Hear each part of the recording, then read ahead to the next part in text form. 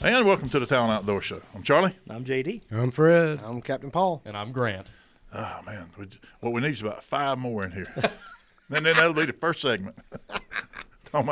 We'll be back and talk about what's your level of expert. What are you talking? Hey, so we might need to hurry up and get the show over with, because when I walked out of the other room, our 2 managers, one of them turned to me, Matt, and said, what's the limit on our Amex card? And I I'm said, the one sent him the email, so Yeah. I'm aware of what he's got going on. Yeah. Yeah. So Well, apparently Al Capone's 1911 is up for auction. Ooh. And they're expecting it, and I'm like, The starting bid.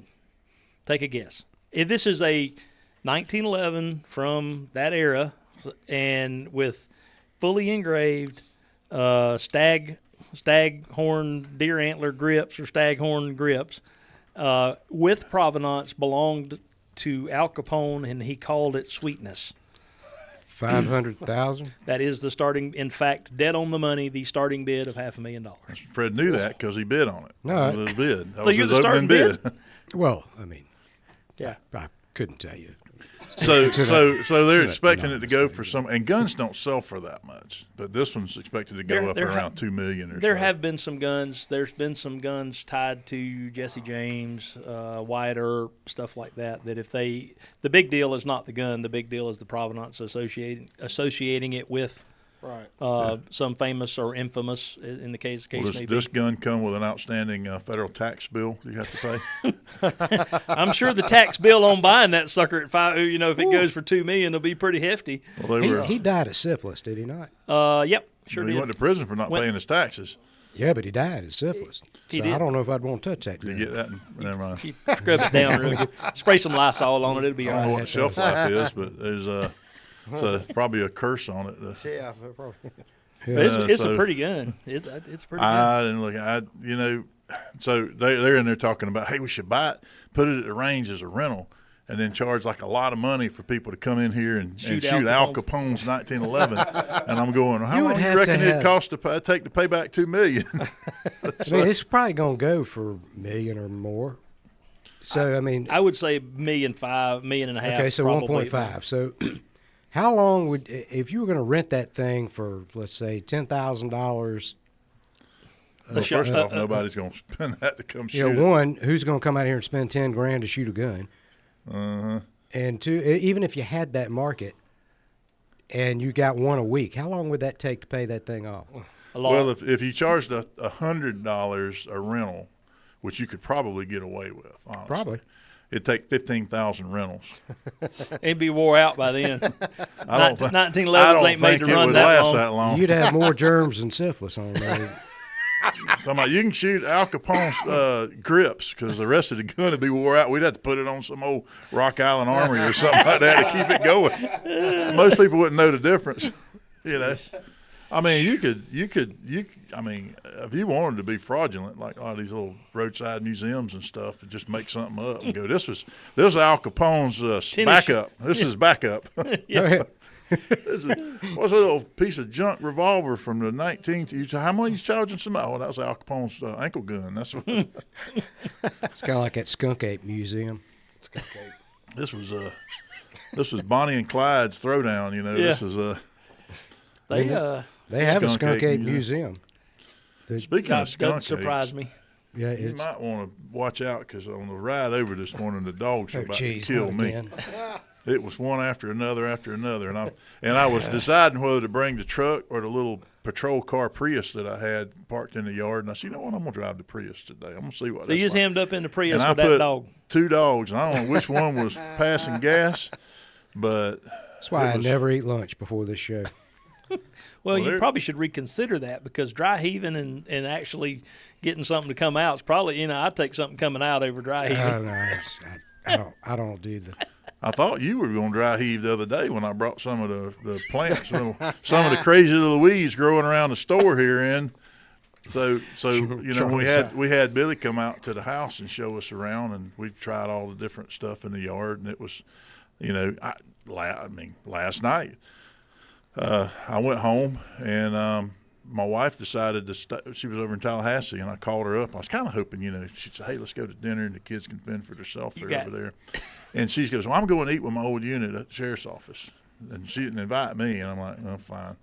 And so, you went so I'm you going went home. grazed in the yard. I'm going home to feed, do my thing. And so I got to the house, and I was walking around the yard out in the field like some crazy homeless dude, reaching over and picking up stuff and trying it and going, okay, I remember what this is. And I was Googling some stuff to remind, looking at some pictures I'd taken when Billy was showing me, and I'm making sure I was eating the right plants. Cause Meanwhile, these kids you don't want to eat the are- wrong plants. They're texting their friends like, I got to run away. Can I come stay with you tonight? Daddy's crazy. No, they were out there eating that stuff too. I mean, and my kids were actually eating stuff growing in the field and in the So yard. you got your kids grazing in the yard. is what you- okay. I told them. This is- Yeah. So on the way back up to the house, I had the one most surprising weed that I found that was edible that I didn't think was pokeweed. And you've heard of poke salad Yeah. back in the day. Well, you don't put it in a salad. You can't. It's that big. It's a stalk that shoots straight up, and it's got these big green, almost tobacco-looking leaves on it, but it's bright green, and it's and it makes a purple berry, which is poisonous. Whoa. Oh, that's And by the way, the stalk is poisonous, and the roots are poisonous, and the leaves are poisonous, unless you prepare them right. Oh, you got Oh, great. And so what did I do? What did I do? I decided I saw some over there. Now you want to pick them when they're like less than knee high. They're young and they're all young sprouts and stuff. And you just We're break the talking whole about a stalk off. poisonous weed. Yeah, yeah. And so now you gotta be careful. Some people are allergic to the sap in it, so you gotta be careful. But I gathered me a mess of poke greens. All right, took it back to the house, and I cleaned it like I would collards. I stemmed it. I got the leaves, just the leaves, and then I chopped them up. And then you have to boil them twice. You put them in water for about 5 minutes on a boil, and then you strain the water, put it in another pot of boiling water for about 2 to 3 minutes, and they're done. And they're good without a lot of flavor and a little salt and pepper, and they were fine. They were just as good as any green I've ever tried. Not as bitter as like some of the collards and all. When you put you put enough pork and all, and they're good. Like a mustard green's a little bitter, right, JD? Mm-hmm. Yeah. Well, these are better than mustards all day long. And they're growing in the yard and in the field wild, and they're free, and I didn't have to raise them. But you could buy a bag of mustards. I could, but that At would Publix, and they but just not, cut but it not out. when That would not cause when the going to grid town. goes down. Yeah, they might not The be grid's there at the working, store. brother. The grid. Go to Publix. This is a learning experience. Go to Publix. So everybody. I will eat that stuff. I will graze in the yard. I will. 'Cause Why don't you just I'm save fat your and I'm yard hungry. clippings and just box them up, and But- freeze dry them? Now, But I ain't gonna. Charlie, did he say you could When there are freeze that options. stuff or can it? Is that? I don't know about canning that. There's a lot of stuff you can, in fact, can. There are like spiderwort. There's got the purple flowers on it. I love me some spiderwort. You can cut the stems, and Billy Bailey on his website, he's got a new website or new Facebook page. It's Old Ways something. I have to look it up on the break, but he had a recipe that he was pickling spiderwort, and and I'm gonna feed But my when kids. I went out of back, I walked out here because we've got this class coming up on the 11th. Okay, here.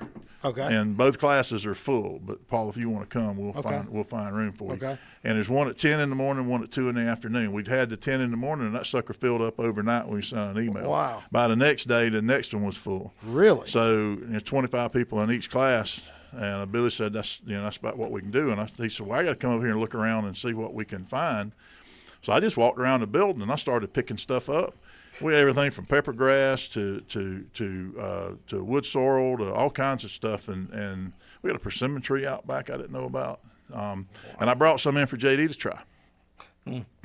Yeah, so the grandkids are spending the night tonight, and I'm thinking about feeding them some lily pads for. Yeah, I'm sure you could probably wrap something in and it'd be all right. You can use Parrot grape feather, leaves to wrap. parrot feather hydrilla, and some You laugh. We'll get that armadillo out of the You yard, laugh. wrap it into the lily pad. And Paul's taking this seriously because he Hey, knows. look, I'm making jokes because it's funny, but I think it's great to have this knowledge. I mean, it could be indispensable knowledge at some point in time. Could be. Could be. I am not. I'm poking fun at it because all that stuff you fed me the other day was pretty rough, except for what was the one I liked with the sticker vine, the That bamboo. was Smilax. The Smilax was actually pretty good. That is neat. Hey, I wonder if he knows anything about aquatic plants. I bet he does. I bet that man knows about everything. You like hydrilla? The stuff that grows out there. Hydrilla? Parrot feather hydrilla. You got Well, You you know, go out there and pepper you go grass, right down there to that pondweed. holding pond at the range, and those cattails down there. Yeah. Most everything on that cattail's edible. I don't know that I'd eat it down there at that lead-infested range, Right, but there's right. cattails down there you could eat. Really? And you can That's eat the neat. pollen off of the stem, the little cattail stem. All that pollen's edible. You can put it in pancakes and stuff. You pull up the stem and the stalk at the bottom. The stalk, you can just eat it raw. Wow. All right. The roots, you pull up the bulb at the bottom. You can cut that up and make that. You can make it, cook it like potatoes. Well, I know a man that told me that take pine needles, green Make pine needles, tea. and kind of boil them and get a steam coming off of them to help you. It open will help up your all kinds of stuff help like with that. decongestion. You can also make tea out of, especially in the spring when the pine needles are nice and green and, Yep. and new, and pine cone, the seed, pine mass. nuts. Right. Yeah, Pine mass. you can eat all that too. So it's Okay. you can eat That's cool. acorns. Ready? You can eat acorns, but they'll kill you. well, you got to cook. You got to cook Cook them all now. the time. You ready? Yeah. All right. Segment 2. In 3, 2, 1.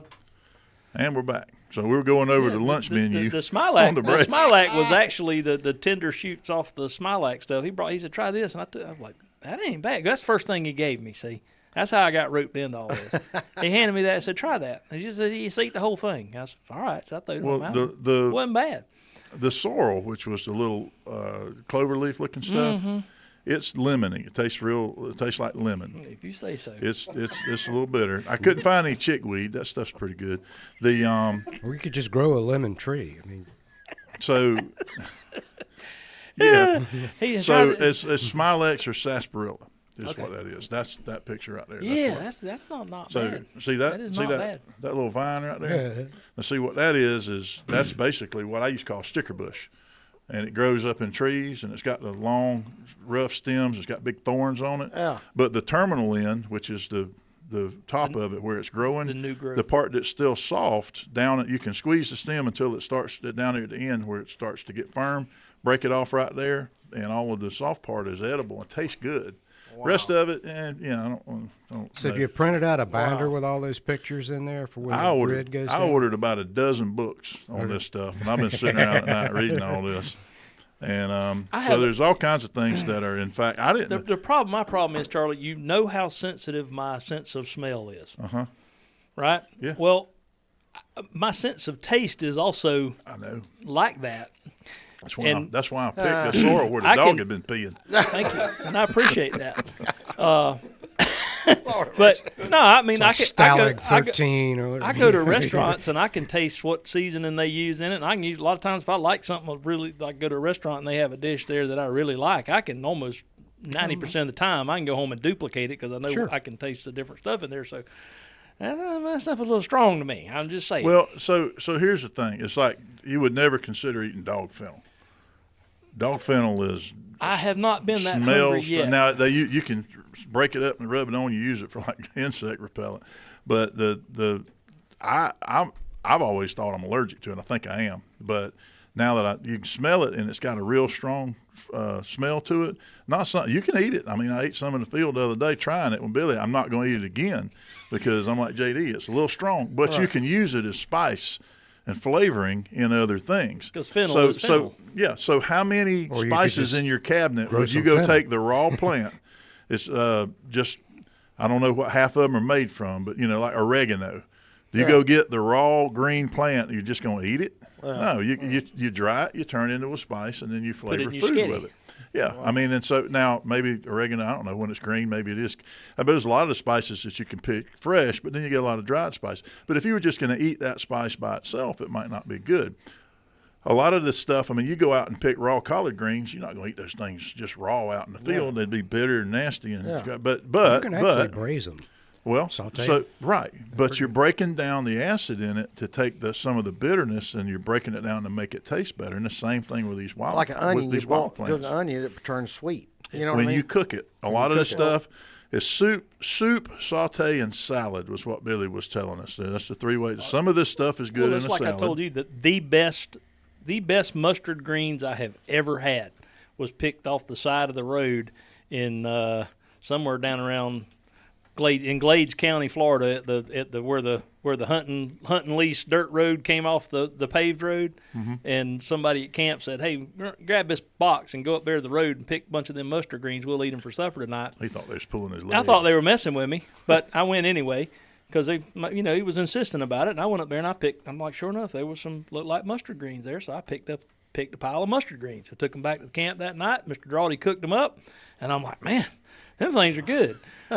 We hunted down there for 3 or 4 days, and I was getting ready to come back to Tallahassee, and I stopped at the end of the road, and I filled up 2 boxes full of them mustard greens and brought them home to my mama, and she cooked them, and they were even better than him because she's a better cook. But we were eating the wild mustard in the field and trying it. I've been watching this wild mustard grow in these fields, and it's a weed. Seen it your whole life, and it's you didn't. Weed. Is it just a broadleaf that you wanted to get rid of? No, you can eat that. So, really? It's good. So cook up a mess of it with some seasoning. I remember you told talking before. How did he learn all this? Did he learn it from his parents and grandparents? I don't know. He was a park ranger over at the caverns, and he's been doing this for a long time, teaching for a long time. Love his teaching style, and you get you get around people and you don't really know what their teaching style is going to be when they start talking, and then when they start talking, you can just hear the expertise and then their style itself. Is like you when you were working with CJ fishing and stuff. I just got out of the way, and I was admiring the way you were sharing your knowledge with my son, and I'm like, well, this is why I wanted him out here. And so each of us has a way that I don't know about Fred. Fred, the man wears penguin suits to court. Sure. But for the rest of us, no. But I mean, when you flip a switch, Fred probably has a mode I hadn't seen yet. Every now and then we'll be talking about something and he'll get in that official mode. Yep. And all of a sudden, intelligent stuff starts coming out of his mouth as opposed to what he tries to fool the world with. Yeah, my wife's gonna. If she hears this, she's gonna. She's gonna think you're lying. I was talking about. That brings to mind. I was thinking the other day. It's like advice for my daughters, and and I got thinking about it, and I'm like, well, if I was going to give my daughters advice on how to find a man and keep him, somebody that's going to stick around. Okay, so find you a man, one who's got skills, somebody that makes you laugh. Okay, somebody that can make you laugh, because if your husband can't make you laugh, it's going to be a miserable existence. You got to find some humor. You got to share some humor. Find a man that's about 1 notch below your league. If you bat a little lower than your league and he's out of his league, he's probably never going to forget that. Even when you get old and maybe you're not exactly the biggest winner in the world, the fact is that he's still out of his league because he's old too. And so you shoot a little lower than what you think you're capable of as far as looks. Okay. Is that looks don't matter. What matters is a good provider, somebody that can make a good income, somebody that can make you laugh, and somebody that you're the best thing that they got going, and they'll worship the ground that you walk on. And I'd probably say fear the Lord. I mean, and then, well, then there's that side too. Well, see, but, I had. are you really, trying to tell me? Yeah, we're saying Fred, that. Fred, your wife is a very smart woman, Exactly what we're saying, Fred. I love it. 100%. and she can get as old as she wants to and do whatever she wants to in her life, and you're still gonna be right there no matter what. I have you ain't going nowhere. I have really different dating advice for my girls. My self-esteem just went to hell. So I've always told my girls, I ask them a question. I said, you love Daddy? Yes, sir, I love you. All right. So I got a favor to ask of you. What's that, Daddy? I said, be careful who you bring home to meet Daddy. Or be careful who you hang out with or who you associate with or who you choose as a boyfriend. Because I don't want to go to prison, but I will. So I had sons, and the only advice I gave them was, it is just as easy to fall in love with a rich girl as it is a poor girl. Well, that's boy advice. Boy advice is different. You get boys that just, boys are different. But and one day we're all going to be old and ugly. Yeah. But no, I was, and I'd mentioned this one time before, and it's through our lives and our relationships and everything else. It's just what keeps people together. And, and it's the same thing that we enjoy our friends. We enjoy telling our friends what goes on in our life. We like to share information. Yeah. We tell each other stories. Same thing in our relationships with our wives, our significant others, women, for your husbands, and particularly men, and I think this is true of most men, is that we're pretty simple. We're not complicated creatures. We like to know that we're appreciated. We do things that sometimes we just want to witness. We just want, hey, I did the dishes. Now, yeah, you do the dishes all the time, but I did it this time. And all I need is just pat me on the head, tell me I'm a good boy. Exactly. It's just treat us like you would your dog. Charlie's speaking truth today. Feed us. Show us our appreciation. Scratch us behind the ear every now and then, or whatever. Just treat us. And we'll stick around, and we'll be faithful, and we'll just treat us like you would a dog. Now, all we really want in life is a witness to our lives. That's why we stay with the people we stay with. The love and passion. That's all part of it. But that stuff's a cycle. It's up and down. But the fact is when I'm at the house and I'm doing things, all I really want is for my wife to come home and notice. Wow. If she notices that I did this or did that, or, the other day. They notice when you leave your socks on the floor. I guarantee you. They notice that stuff. I would say something, but I better not. So the other day, we have in our house. He's eating them weeds, y'all. Been missing. That's what's going on. That's all them damn yard weeds going on right there. We've been missing some. So when me and my wife got married 23 years ago, we had our silverware set that we picked out, the pattern that she picked out, and I like those, and to this day. Now, what we went missing through 4 kids is our butter knives. I don't know why, but apparently butter knives, we're down to 1. Yep. And so I found them. I found them on Amazon. I just took a picture of them on Amazon. And then found them, and I sent her a text, and I said, I got us 8 butter knives coming. They'll be here Friday. And her response after all this effort was, okay, cool. And my response was, dang, I go to all the trouble of searching high and low to find the knives to round out our wedding gift silverware that's gone missing due to our careless children over decades of a loving relationship, to show you how deeply I still care about the little things in our marriage. And I get a, okay, cool. And she goes, I was just bragging on you. Stop it. My response was, actually, I just took a picture with Amazon and found them in 2 seconds. But still. Yeah, so I had the mother-in-law over at the house the other night, and she was like, she's talking about interaction making people feel good. I'm feeling fat. Can you just give me a compliment? Well, your eyesight is terrific.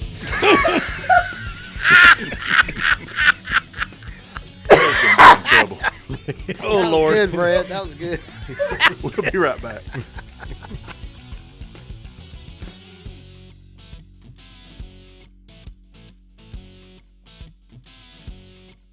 And we're back. Go ahead. What you pointing at me for? Because y'all were talking about some craziness on the break. Now, I don't have anything to talk about. That's why I'm pointing at you. I'm going to put the onus is on you now. I saw a thing on the news this morning on Fox News. I watched their little morning show thing. It's disturbing to me. Now they're talking about all the protests and stuff going on up at Columbia University in New York.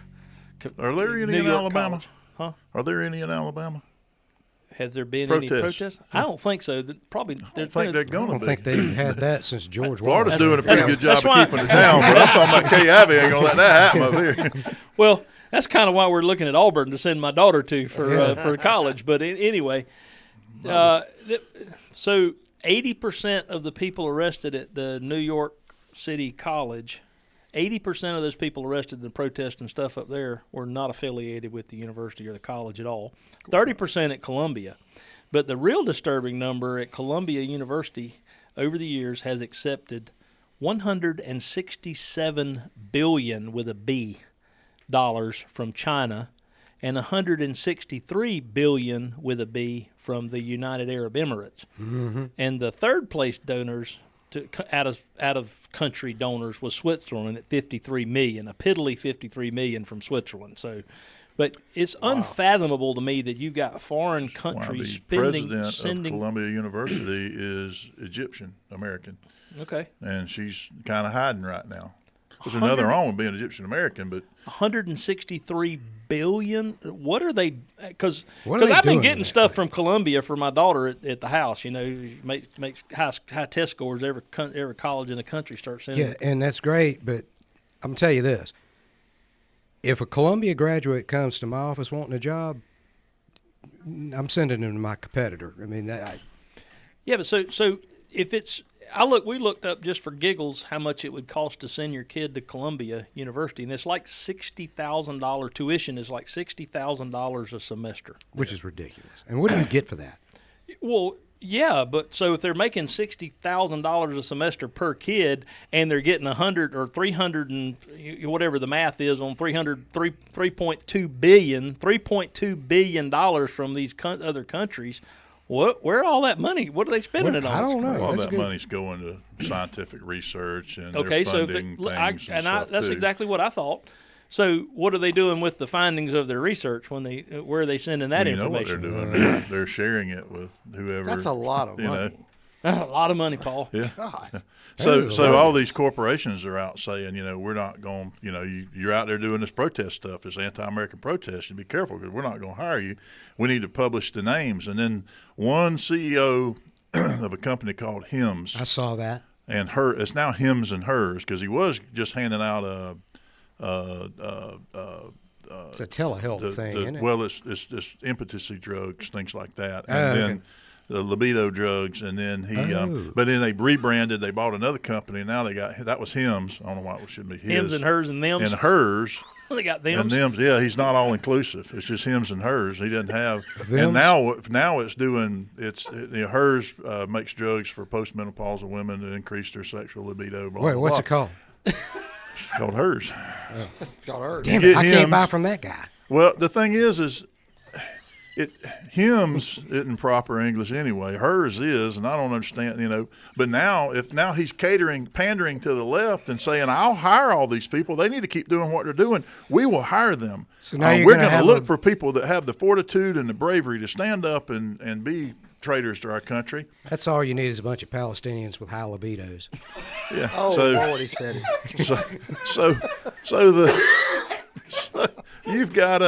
So you got one guy stepping out there, and I want to say he didn't learn the lesson from all the other companies that have gone out on the Like wrong side of Budweiser? things. Yeah. Yeah, and the Levi's of the world that are anti-gun and this and man, I don't know what market he's targeting. I know what market he's targeting. I can but, tell you.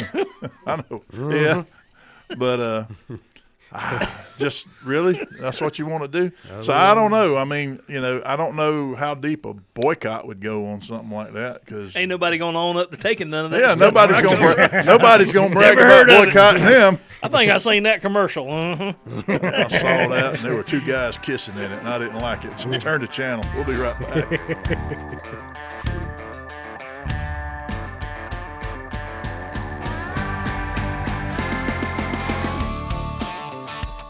And we're back.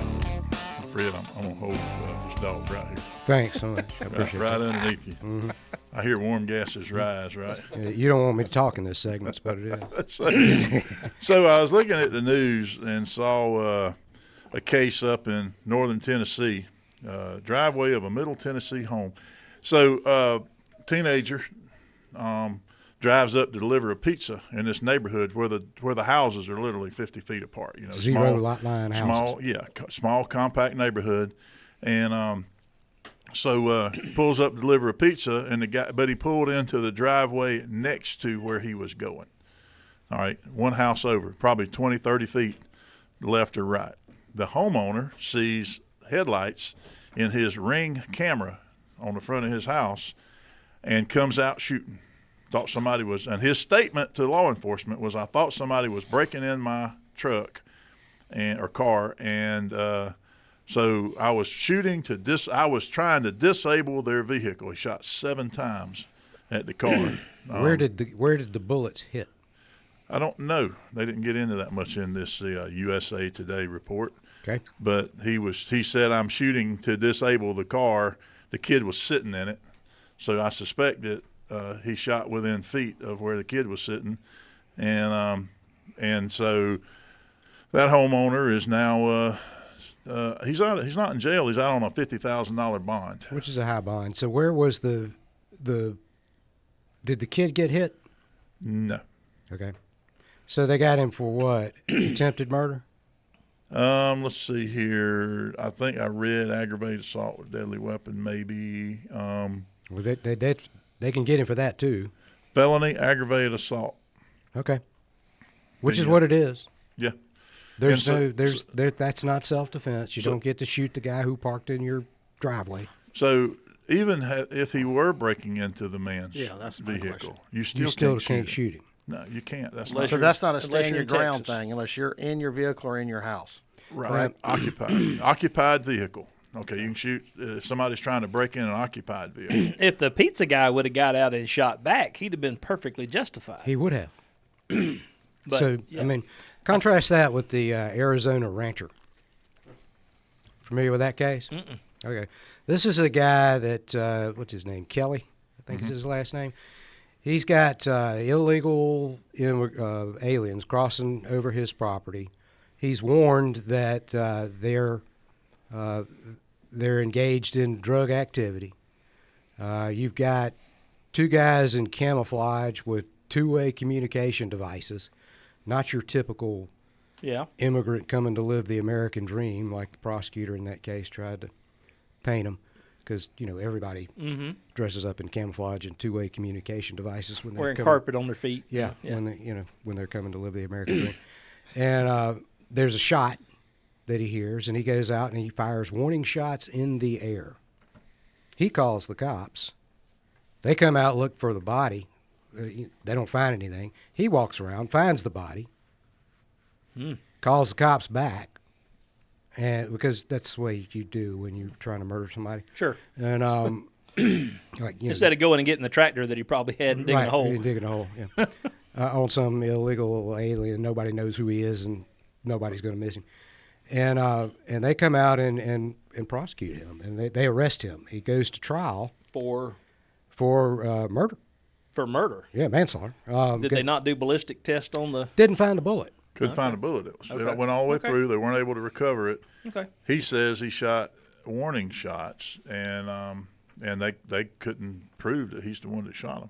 And I think his side of the case was, we don't know that it wasn't warfare on the other side. Maybe they were shooting with somebody else over there. Yeah, Probably well, more likely. And that's so my story, and I'm sticking to it. So you shoot somebody in the direction of the shot was not consistent with where the body was fell.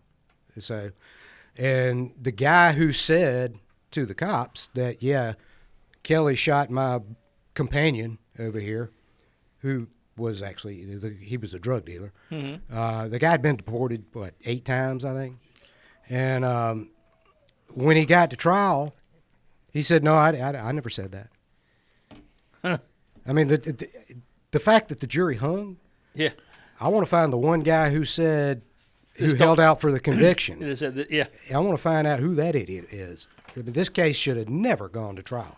Well, what were they going to do? The man's 75 years old, protecting his property out there and his home and Man, his family. And if they had convicted him, and they said, well, you're going to 30 years in prison, and I would have said, no, I ain't. I don't think 75. so. I might do 4 or 5. But Well, I think they offered him probation. He turned it down. because he knew he was right. That's right. I so feel for people in that part of the world right now.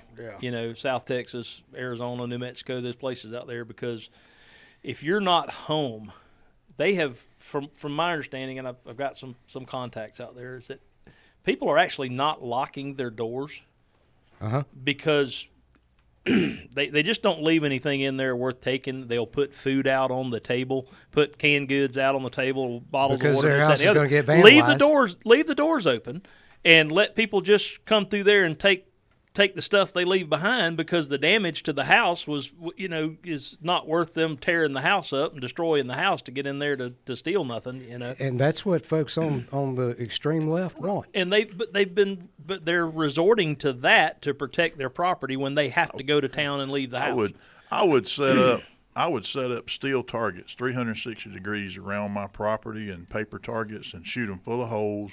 And I would have loudspeakers on my house. Every time I left, I'd be playing gunshots. Bam, Kind of like the Home Alone thing. And then they come around, they look over the hill, and they go, "Oh yeah, no, sir, no." It'd be like No, we know Consuelo. No, No, you're more. not here. Just stay away. Well, that's just it. It ain't even all South Americans and Central Americans anymore. No, It's Russians and Chinese and Yeah. Arabs and you name it from all over everybody the. else. So, Yeah. so I know somebody in law enforcement.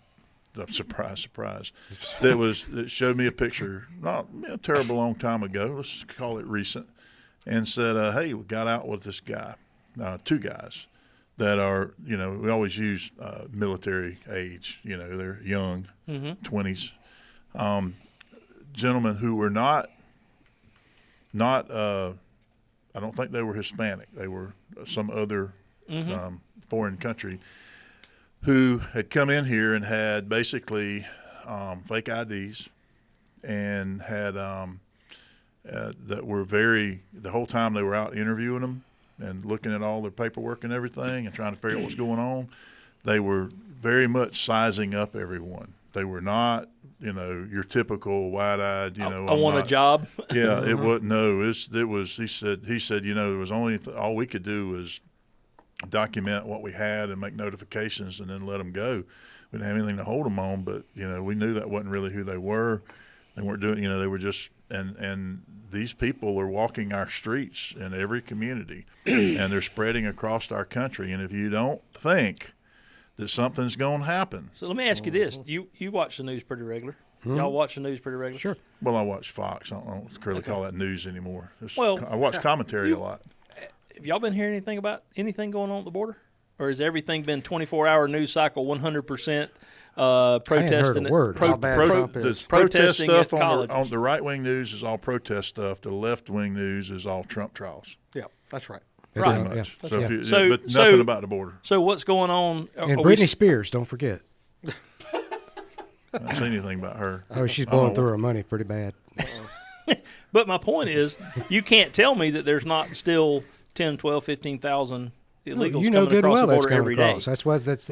I call me kook, but that stuff's there's design.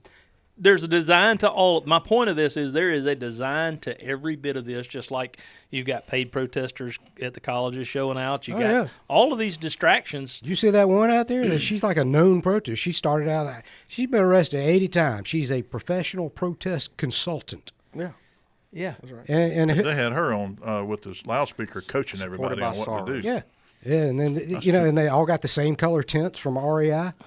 I'm like, what? Isn't that expensive? That's place? really that's a really Yeah. expensive It is. tin if it came. I mean, you from can't get out of there without spending $100. See, JD, me and you be talking about there's those tents from Amazon. He's over here getting it from REI. That's a different income level altogether. I want to be part of your world. That's I all. don't have a tent. I got a tent come from Walmart about 20 years ago. Got duct tape to keep the rain out. They make hotels. I Be don't right have a back. tent.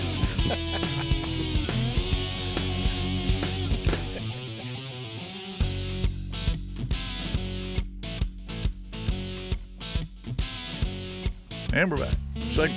Last segment already. Went fast today. Sure did. Wasn't it? It's hard, when Considering I, we had zero things to talk about when we sat down. when I do see, so Grant produces all the radio stuff, packages it all together, does all that stuff, and then when he just disappears for the day, I come back in here and I play around with the YouTube stuff, and because it's pretty simple to do. It's not that complicated actually. Now that I figured it out, and so I get to go back and I get to listen to a bunch of this stuff again. I zip through most of it.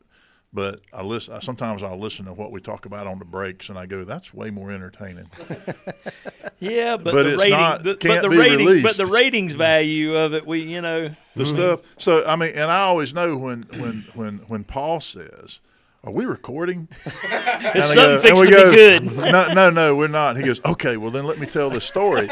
So we all have standards. And, there's the Fred standard. See, down here at the end of the table, we got the Fred standard, and we got the Captain Paul Tire standard, and that's like two sides of a coin.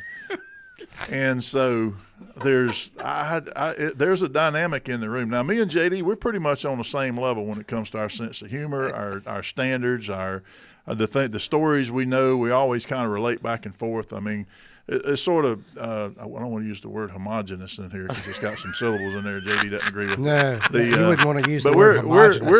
We're a known quantity, but we never know what's coming from the other end of Well, this. you and I also know we have to be really careful because our sense of humor, most people would be like, "There's something bad wrong with them guys." but that's our coping mechanism. Did you see that guy get picked up and toted across the campus there? That old.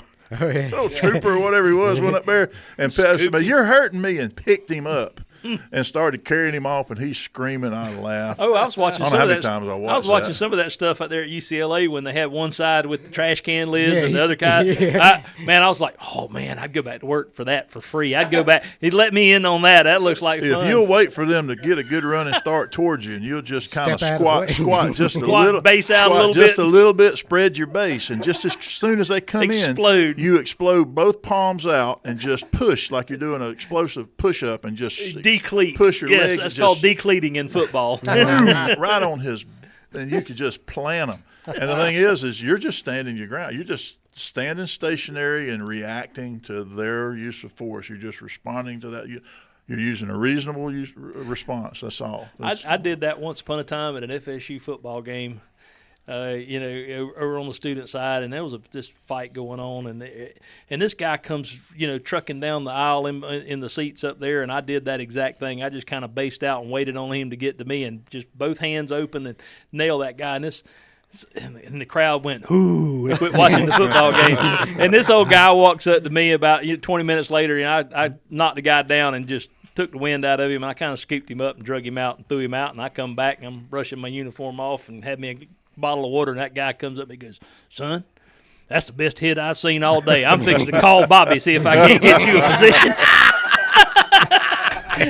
Oh, thank you, sir. That made my day. I playing high school football. I loved hitting people. Yeah. I mean, I got hit a lot, and I wasn't fast, and I couldn't catch. I sure couldn't. I really didn't have any skills, but I loved to hit people. They moved me around different positions. And put him at we were playing our homecoming game against Chipley in my senior year. I graduated in '84. Senior year, so I guess we were playing in '83. And I remember I was defensive end. I run, and the quarterback was fixing to throw, and I felt like I was just towering over him. It's like when I talked to Fred. And I just put my hands up, and he threw the ball right between my hands. And, oh, man, any kind of athlete could have caught it and run for a touchdown. I just knocked it out of the air. My favorite thing. And then I couldn't even get over there and fall on it. Some little kid ran over there and jumped on it. And I'm like, hey, I broke up a play. That's the best I could do. I have no skills. My favorite thing at a football game is when you get some jerk that dress up like a Burger King and runs out on the field. And watch somebody tackle him at the somebody tackle that guy. That is more satisfying than a win. I want to see somebody dress up like a chicken or a penguin or a cucumber. Pickle. Were you a pickle, cucumber? Or was it before or after the pickling? I think it was a pickle. It was a pickle. It was after the pickling process. After the pickling so that would be more appropriate. So y'all quit talking about pickles because it is segment 4, and Captain Paul drove all the way over here to tell us about fishing. The fish are biting. Well, this is playing on Saturday, but last night, recording on Friday. So Thursday night, the mayflies have come out. Uh-oh. Brim has started bedding. The shellcracker have been bedding. Well, it is May. And we had another trip this week with Mr. Elmer West from Thomasville, Georgia. He brought his buddy. We called 126. Bluegills? Shellcracker. We ain't started. They just started. Okay. The bluegill did. But isn't that neat, JD? Yeah, how the mayflies and then immediately the brim went on the bed. Yeah. And so I know I've talked to a buddy that fishes talcum a lot. The crappie out there in about 8 to 12 foot of water, they've been catching them in the mouths of the creeks. That lake is cleaned up some too. There's still a shad spawn going on with the bass feeding on shad in the morning. You can catch them on spinner baits and top waters if you come across a shad spawn. But Seminole's finally clearing up too. And like I said, the brim just went on the bed, this week, and that the fishing is going to be good right now. Top water baits up there, buzz baits, frogs. You know what the difference between them fellas from Thomasville was and me and Allie? They caught 100 and how many? 120 something, you said? Yes, sir. He had help cleaning them things. I had to clean Oh all yeah, them by I asked him, myself. I said, what's your plan for? He goes, well, I got a guy. I said, okay, I help him, but I got a guy. Well, they have a group of 10 or 12 of them get together up there in Thomasville, and they'll have a fish Somebody's fry. going to have them a fish fry. Yeah. You know, after last week's show, I went probably to 3 different Chinese restaurants trying to find those kung fu worms, You didn't find one? and I couldn't find any of them. No, it's in them little things that look like spaghetti, but they're brown, a little bit thicker. That's what you need. Okay. Yeah. Just look closely. They'll move. All right. Are they on the buffet? Yes, sir. Oh, Yeah. all right. But anyway, the fishing is exceptional right now. And JD, I'm starting to finally. You remember when that day we was there seeing them big bass blowing? Yep. That's starting now. So I've caught more bigger fish in the last 2 weeks since then. Anything on top water? Yes, that's starting for sure. We're going to be throwing top water tomorrow for sure. Okay. Bass? Awesome. Bass Top water. Bass top water. So that's the best freshwater experience I think It, you you can know, have. you think about that. This morning we caught 12, I think, had 5 guys in the pontoon boat from Atlanta. They come down. They grew up down here, and they come down to just get away. They've been coming down here for 30 years. Their dad had a place, and man, the guy said, "Can we throw top water tomorrow morning?" Because we fished yesterday evening, and we caught like 20. And I said, "No, we got too many guys in here. We have to get Too many Well, treble one of hooks. them's your doctor, so he could probably get the hook out." And they go, "No, we'll stick with worms." Too many treble hooks floating around. But in they the were boat. today they were biting pretty good. They were not as good as they were yesterday evening, but I noticed the water was not moving. The grass, them chutes of hydrilla was just sitting straight up. There wasn't no kind of movement in the water. Wonder how many gates open at the Jim Woodruff. This morning there was 3 on the right, 3 on the left, and 1 in the middle. So they're still getting They're rid of, still letting getting some rid of- water, but letting a I bunch of think water it was loose. still backing up a little bit because I noticed when I come into the dock this morning, the water probably came up about 1 inch. We I had wish a it come on up. the fishing. Would you rather fish a rise or a fall on the water? I'd personally. rather fish a fall Really, on the lake. on the lake. In the river, I'd rather fish a rise. I'd rather fish Really? water rising in the river. Why is that? I think it's that bass and brim both tend to go to new water when you get. So you when want to? Yep. I want it getting out there because when that water starts going to stuff that was the ground before, you got all Yep, that food yep. source that's Gotcha. right there. So Gotcha. I like fishing That the makes rising total water in the sense. river. I'd rather fish a high tide or an incoming tide in the salt water than a falling tide. Falling tide and salt water, I've Right. never done well on the falling tide. The current. I just Gotta noticed have some it flow, seems though. like in the creek when the creek is backing up Spring Creek and the water's going up the creek, the fish bite seems a little weird. Yeah. You know what I mean? Yep. I get it. Well, For it's sure. different body of water, and That's it's right. crazy how any little thing like that can. Yeah. You know. Yeah, but that mayfly hatch that's going on right now, that'll last all the way to about September. Yeah, It'll and that's, ever- you know. that's when you pull your fly rod out. Yes, that's fixing to be really good for fly rod. Catch them big brim. And be sure to bring you like a plumb bob or something that you can throw up there in the tree with a long string on it and shake Yeah. that tree real good and make them mayflies hit the That's water right. and then You see them- throw a bait in there on top Get of over them. there and catch a bass. Get them bass I never fired thought up. about that. It works. Oh yeah. Do you have mayflies out there on your pond? Yeah. Oh. Well, I Yep. I didn't go down there. I didn't go down there yesterday. That gator was right by the dock. Yeah. He big enough to eat you, Fred? Yeah, he was making goo goo eyes at me. Tater chip. Yeah. I tell you, He got a nickname for you called Yeah. Tater Chip. Yeah, he I don't know. He's kind of he's got the look. that's right. They all have that look pretty much. This one more We so. saw that when we saw a couple weeks ago when we were up there That was a last big week. one. That was a big gator. Yeah, So- that's probably a 10 or 12 footer. That was Yeah. a big one. Yeah, you don't want to be around those things. And don't feed them. Yeah. That's the big thing. Don't feed them, folks. So if anybody wants to go fishing out there, let's go. Now's the time. Now's the time. All the way to about June, July. All right then. I see we get a countdown and a long pause. Now it's time for Charlie to say something. Yep, I'm waiting on Charlie to finish it up. I've just been quiet over here. Can we- 4, 3, 2. All right, See we'll y'all see y'all next next week. All time. right, see y'all. I was going to get you to mention that doing the guy that's coming on. That is so interesting. If we can